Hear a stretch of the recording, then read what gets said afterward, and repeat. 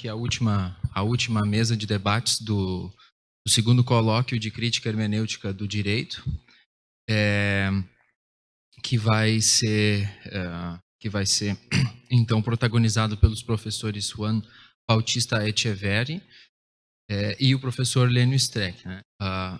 Combinei com o professor Lênio, né, queria pedir a contribuição da plateia para uma salva de palmas aqui para o pessoal da organização do evento, né, que o pessoal tem trabalhado bastante para poder concretizar isso aí.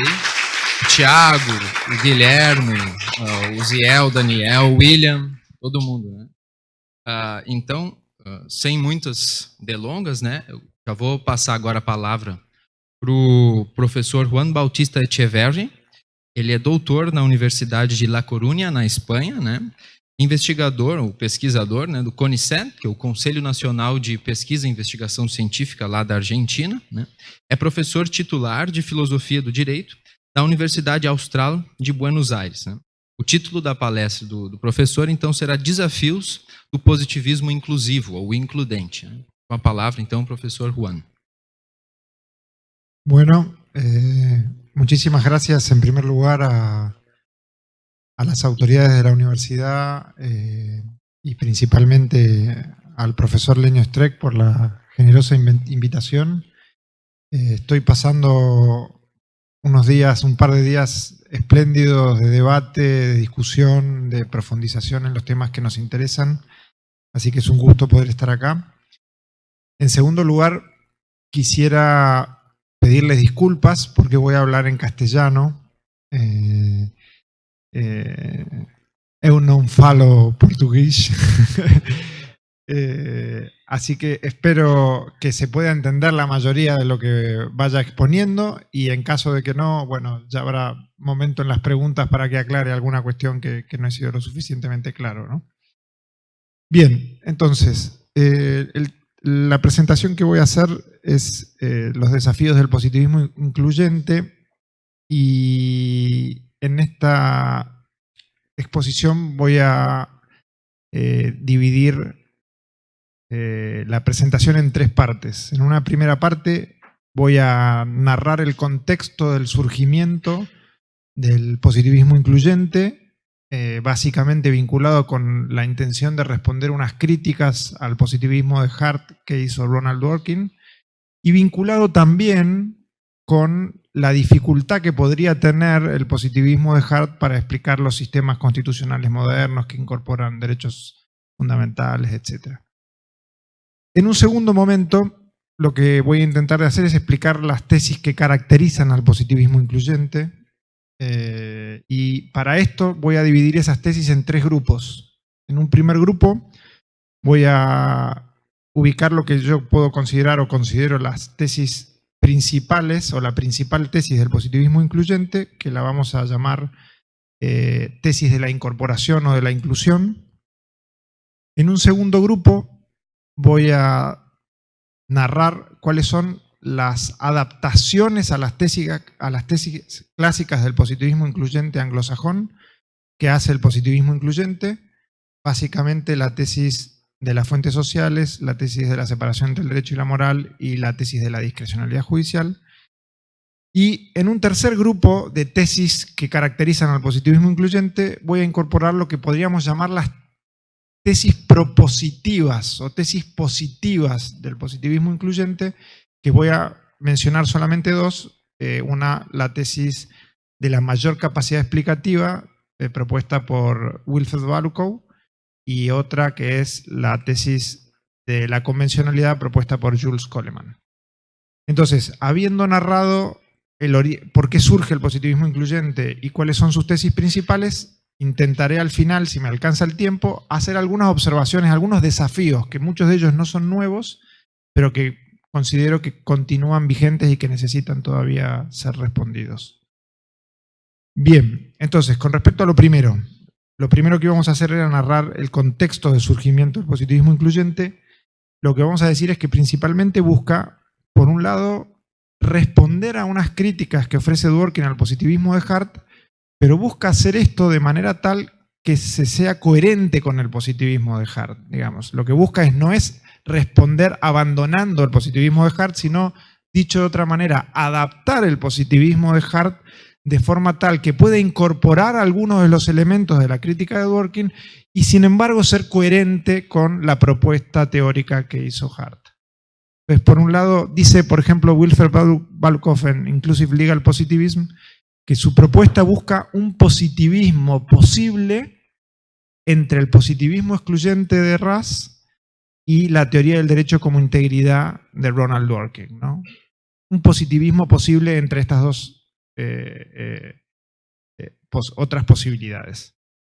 En segundo lugar, en realidad, y esto hace que el positivismo incluyente sea mucho más interesante que meramente una adaptación de una teoría para refutar unas críticas, el positivismo incluyente también es una adaptación del positivismo no solo para responder a las críticas de Dworkin, sino para, de alguna manera, hacerse cargo, alguna manera explicar mejor a los modernos sistemas constitucionales que, por un lado, incorporan derechos fundamentales en general bajo la forma de principio, que esos derechos fundamentales pasan a ser considerados norma directamente aplicable, con capacidad normativa, con capacidad de obligar, y por otro lado, que incorporan sistemas de control de constitucionalidad que buscan garantizar que se cumplan con esos derechos fundamentales. Esto se puede evidenciar claramente también, por ejemplo, en el libro de Balukov, Inclusive Legal Positivism, en un capítulo donde él titula ese capítulo The Charter Challenge, el desafío de la Carta de Derechos. Es decir, él mismo advierte que la Carta de Derechos de muchas naciones es un desafío para la descripción de Hart del derecho, digamos, ¿no? Entonces, el contexto de surgimiento del positivismo incluyente es un contexto en el que busca adaptar al positivismo para responder a las críticas de Dworkin, vinculadas principalmente con la idea de que el derecho no solo es un conjunto de reglas, sino que también hay principios, y además es un intento de adaptar el positivismo de Hart de forma tal que pueda explicar mejor, dar cuenta, hacerse cargo de cómo funcionan los modernos sistemas constitucionales. Bien, entonces esa sería la primera parte breve de la exposición. Una segunda parte va a ser un poco más larga, es decir, bueno, ¿qué es lo que caracteriza entonces a esta versión del positivismo que busca adaptarse para responder a estos desafíos que mencionamos anteriormente? Bueno, principalmente, y lo que vamos a llamar como la tesis central del positivismo incluyente, el Inclusive Legal Positivism, la tesis central, que vamos a llamar tesis de la incorporación o de la inclusión, lo que dice es que se puede admitir que haya principios valorativos dentro de la regla de reconocimiento que fijen criterios de validez para el resto de las normas. Dicho de otra manera, el criterio de validez para el positivismo jurídico incluyente puede ser un criterio de validez sustantivo y no necesariamente es un criterio de validez procesal o formal o no sustantivo. Sin embargo, lo cierto es que el positivismo incluyente, dentro de los propios autores que se denominan positivistas incluyentes, discuten bastante acerca de cómo puede ser que se incorporen esos principios como criterio de validez del resto de las normas del ordenamiento jurídico y que esos principios tengan un contenido moral, valorativo, sustantivo, etc., ¿no? Entonces, básicamente vamos a decir que hay tres versiones de esta explicación.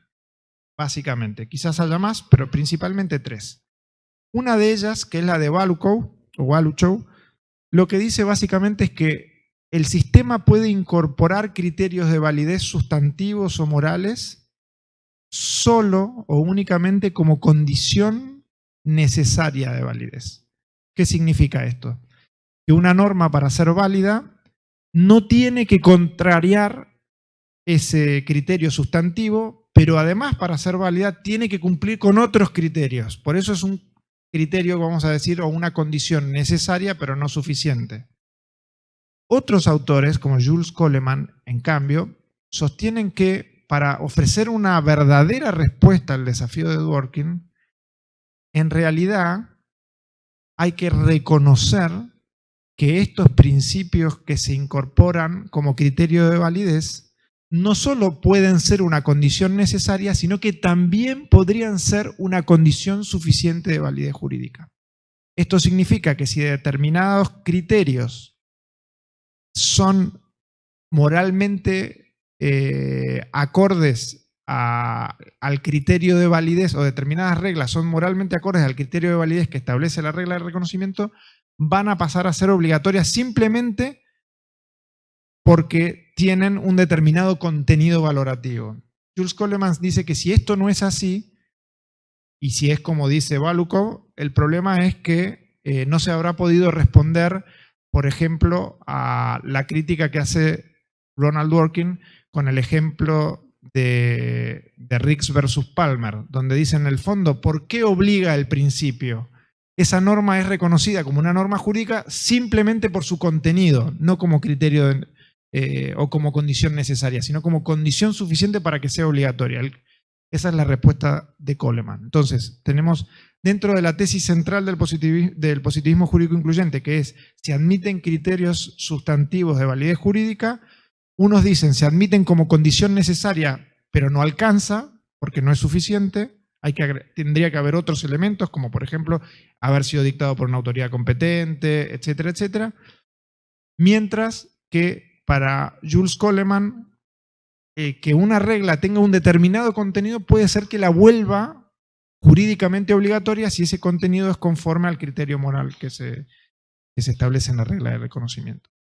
Y hay una tercera posibilidad, Larry Kramer, no me sale el nombre ahora, Kramer, que no es Larry, ¿cómo? Matthew Kramer. Matthew Kramer lo que sostiene es que en realidad normalmente los criterios valorativos que se incorporan a la regla de reconocimiento funcionan como condición necesaria de validez y excepcionalmente en los casos difíciles pueden funcionar como condición suficiente de validez, ¿no? Estas serían las tres vertientes de una tesis común, que es el derecho puede tener criterios sustantivos de validez jurídica, como condición necesaria, como condición suficiente o como condición necesaria en principio y excepcionalmente como condición suficiente.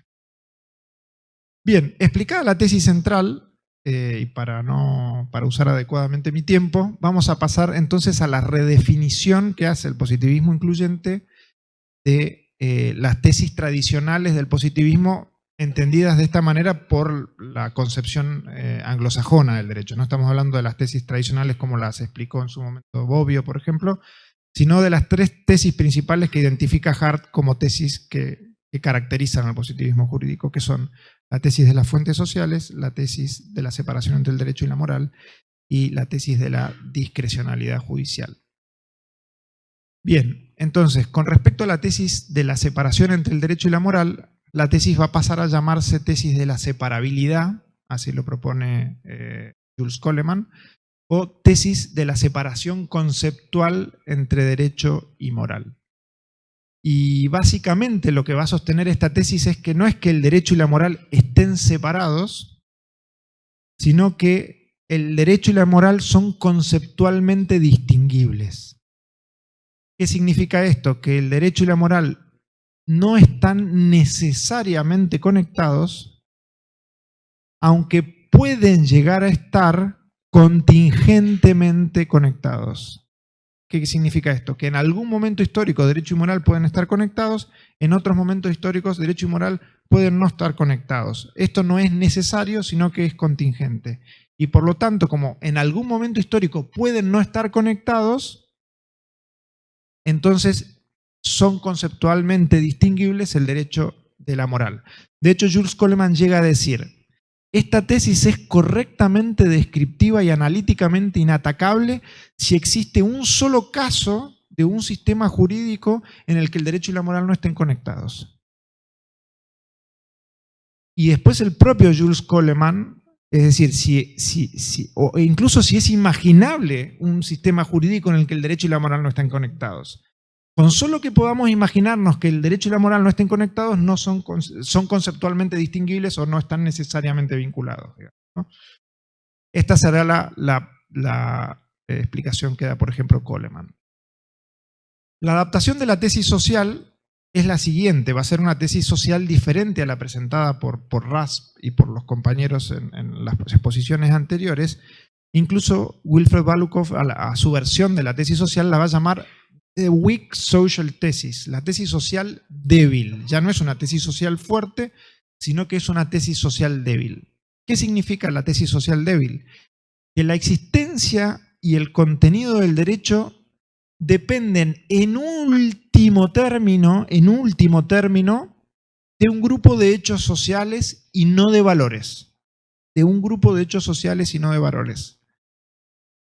Pero es posible que esos hechos sociales incorporen criterios morales de validez jurídica siempre y cuando, y acá está la clave para mí para entender la tesis de la Weak Social Thesis, siempre y cuando esos criterios morales tengan una conexión institucional adecuada. Es decir, los criterios morales van a pasar a formar parte de los criterios de validez jurídica siempre que haya habido un hecho social que los ha incorporado como criterios de validez jurídica. Por lo tanto, en último término, podemos decir, la existencia del contenido depende de hechos sociales y esos hechos sociales pueden hacer que se incorporen criterios morales y a partir de ahí, de ese momento, ya no dependan solo de hechos sociales. ¿Se entiende? Bien, esta sería la tesis social débil. Y en tercer lugar, el positivismo incluyente propone una explicación particular de lo que vamos a llamar la tesis de la discrecionalidad judicial. Básicamente la tesis de la discrecionalidad judicial lo que decía es que en los casos fáciles los jueces deciden conforme a derecho y en los casos difíciles los jueces tienen que crear nuevo derecho porque no hay un derecho determinado que diga cómo resolver el caso. En esos casos los jueces tienen discrecionalidad, en los otros casos los jueces no tienen discrecionalidad.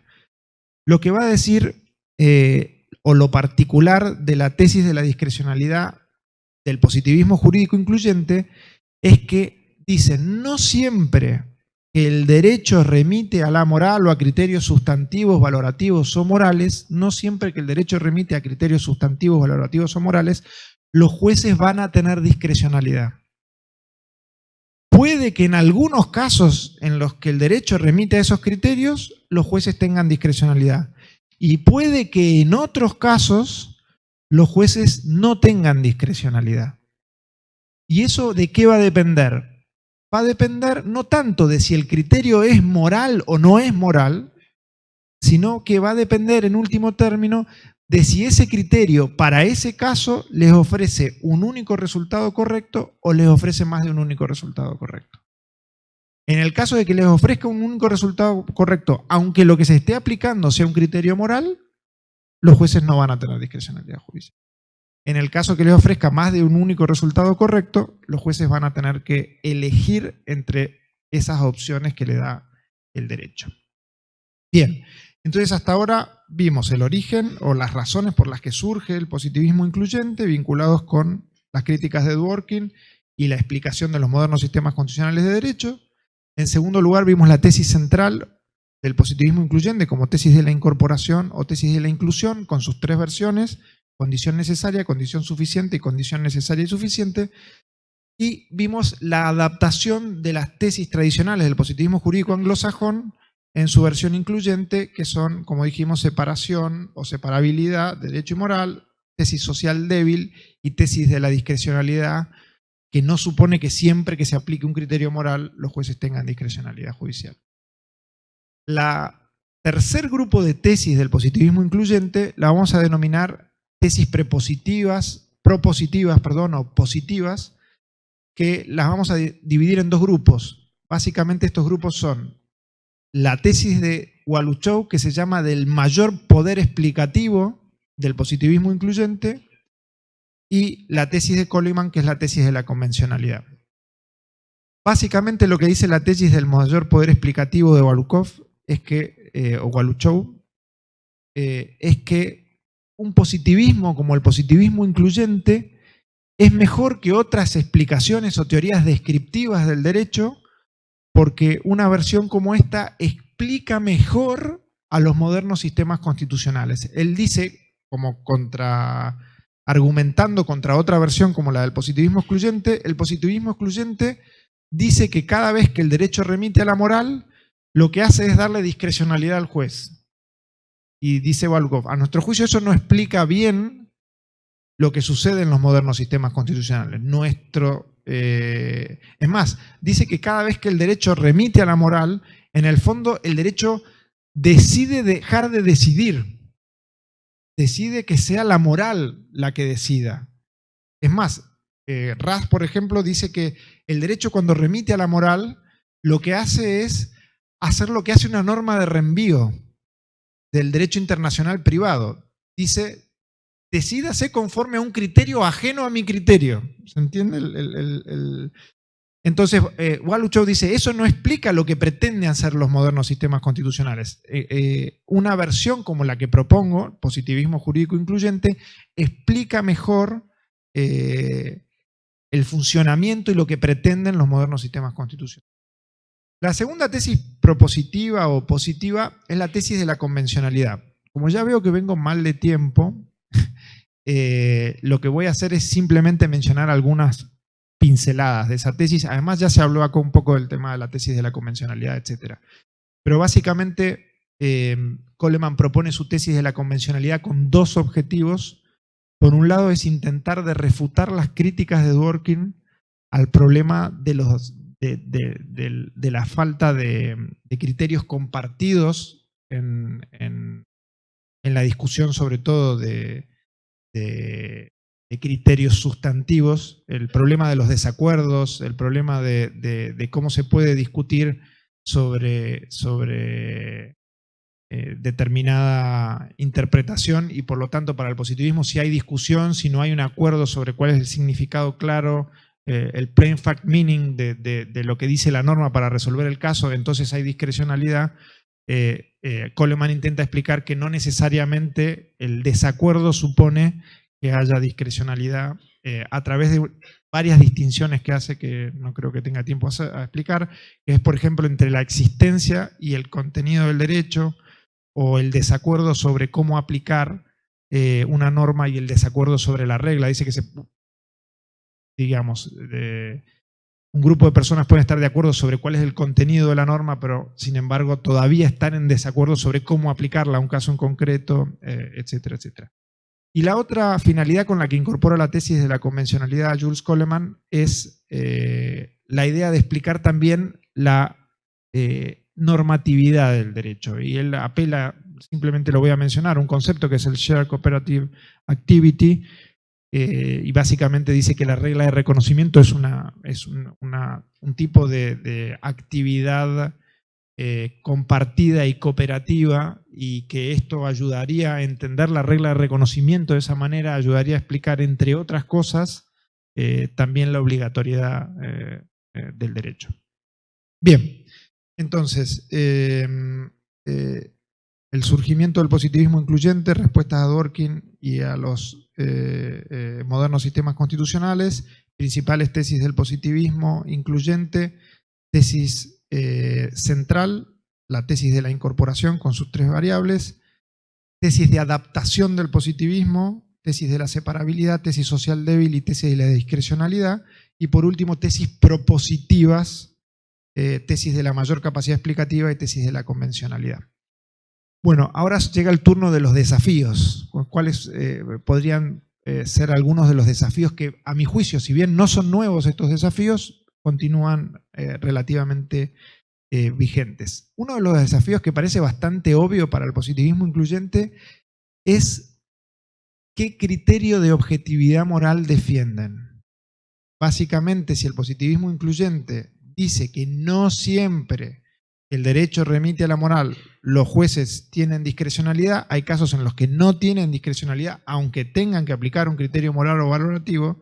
La pregunta es, ¿qué objetividad de la moral, digamos, ¿no? Dicho de otra manera, el positivismo se ha metido en un problema que en general intentó no meterse, que es la discusión sobre la objetividad de la moral, ¿no? Otro problema, a mi juicio, tiene que ver con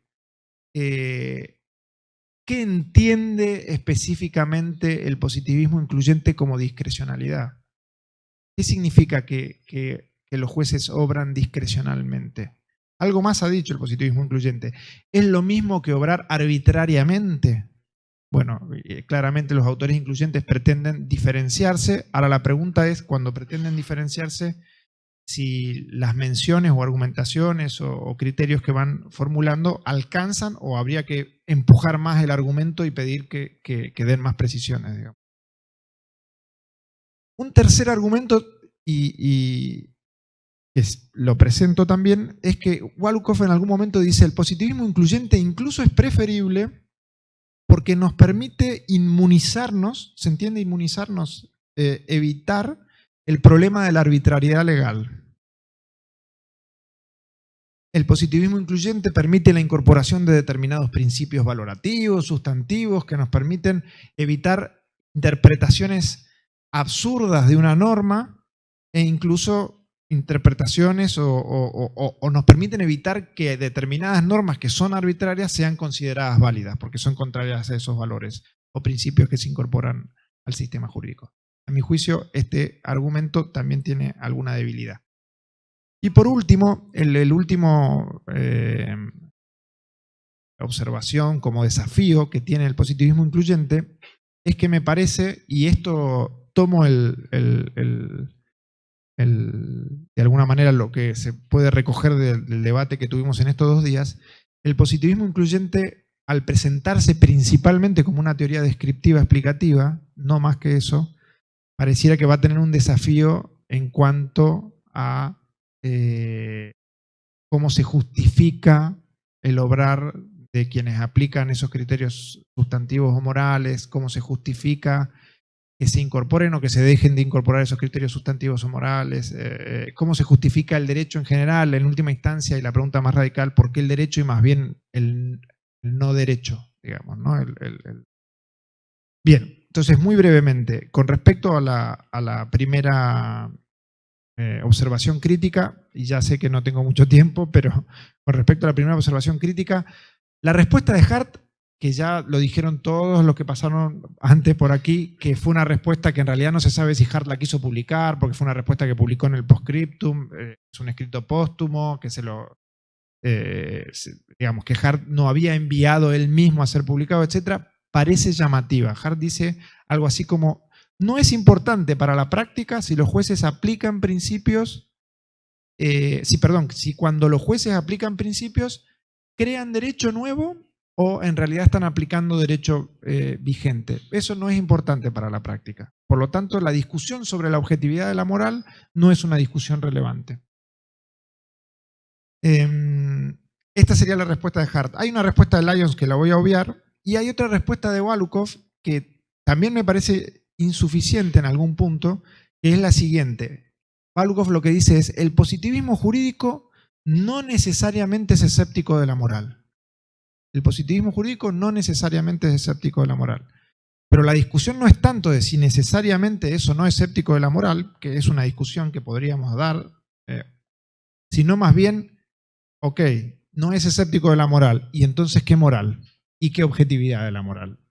Porque no nos alcanza con decir simplemente que no es escéptico, digamos, ¿no? Bien, entonces las dos respuestas, la de Hart y la de Walukov, dan la sensación de quedarse un poco a medio camino. Es decir, que han reabierto el problema que siempre quiso evitar el positivismo, que es el de la objetividad de la moral, pero luego, cuando hay que responder a ese problema, han hecho respuestas más bien evasivas, podríamos decir, ¿no?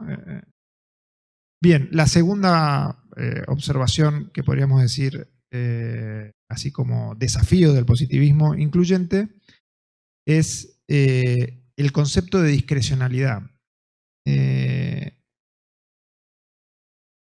El positivismo incluyente rápidamente, y esto el propio Hart, y en realidad el propio Raz hace lo mismo, hace un esfuerzo por aclarar que discrecionalidad no significa arbitrariedad. Es más, ha aparecido hace poco un escrito también póstumo de Hart, están apareciendo muchos, que se llama Judicial Discretion, o Discretion creo que se llama directamente, Discretion. Y básicamente lo que propone Hart ahí es que no hay que confundir discrecionalidad con arbitrariedad, y Walukov hace lo mismo, y Raz hace lo mismo, Y fijémonos en las expresiones que utilizan. Dicen, cuando el juez tiene discrecionalidad, crea derecho de un modo razonable, dice Balukov. Realiza una elección limitada y no arbitraria. Dice Raz, con principios o razones que la justifican. La pregunta que me parece que queda sin respuesta todavía y que es un desafío es si la decisión judicial discrecional aplica razones que justifican la decisión, si es una decisión razonable y si es limitada, ¿sigue siendo discrecional?